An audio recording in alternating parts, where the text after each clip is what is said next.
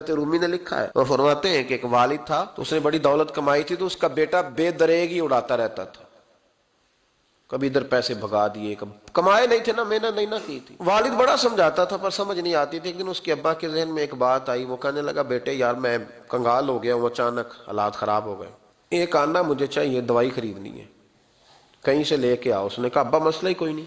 ایک کے پاس گیا، ایک آنا چاہیے، اس نے دے دیا، لا کے ابا کو دیا۔ تو ابا گھر کے اندر جو امیر لوگ ہوتے تھے گھر میں کنواں کھدوا لیتے تھے، ابا کنویں کے کنارے بیٹھا تھا، جب بیٹے نے آنا لا کے رکھا تو اس نے پانی میں پھینک دیا۔ اگلی صبح پھر کہا بیٹے ایک آنے کی ضرورت ہے، دوا خریدنی ہے۔ اس نے کہا مل جائے گا۔ 2 4 5 دوست ابھی ہیں بڑے مالدار، ان سے جا کے کہا، ایک سے آنا لایا، ابے نے پھر پھینک دیا، تیسرے دن بھی پھینک دیا، چوتھے دن بھی، یار اب ختم ہو گئے۔ کچھ آہستہ آہستہ دوستوں کو پتہ چل گیا کہ کنگال ہو گیا ہے، خبر پھیل جاتی ہے نا، اب بھوکا ہو گیا ہے۔ اب آہستہ آہستہ موبائل بند ہونے لگے، آہستہ آہستہ جو ہے وہ نمبر بلاک ہونے لگا، حالات بگڑ گئے۔ اب جب اسے پتا تھا کہ یار تو اب دروازہ کھٹکھٹاتا ہوں تو کہتے ہیں کہ اسے کہہ دو میں گھر نہیں، ابا نے تو آنا مانگنا ہے اور میں بے دریغ دولت ابا کی اڑاتا رہا ہوں، اب یہ بھی نہیں کہہ سکتا کہ مجھے دیتا کوئی نہیں۔ شہر سے باہر نکل گیا، سارا دن مزدوری کی، جد و جہد کی، کبھی کام کیا نہیں تھا، ہاتھوں پہ چھالے پڑ گئے۔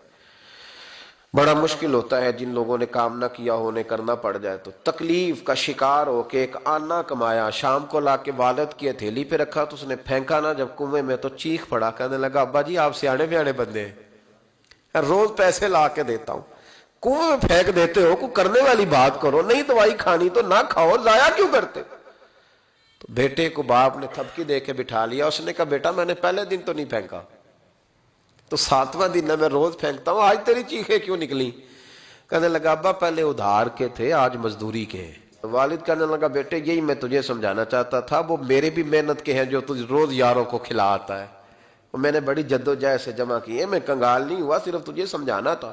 او بھائی یہ آنکھیں تیری محنت کی نہیں نا، اس لیے تو شکر نہیں ادا کرتا، یہ وجود، یہ ٹانگیں، یہ شعور، یہ تیری جد و جہد کا نہیں، جو عقل کی دولت اللہ نے دی ہے نا یہ تیری محنت کی نہیں، اگر محنت کی ہوتی تو سجدے میں پڑا رہتا، تو خیال کرتا اللہ نے آنکھیں دی ہے قرآن دیکھنے کے لیے، جب کوئی کسی گندی چیز کو دیکھتا ہے تو ناشکری کرتا ہے، جب غلط طرف اٹھاتا ہے یہ چیزیں تو ناشکری کرتا ہے۔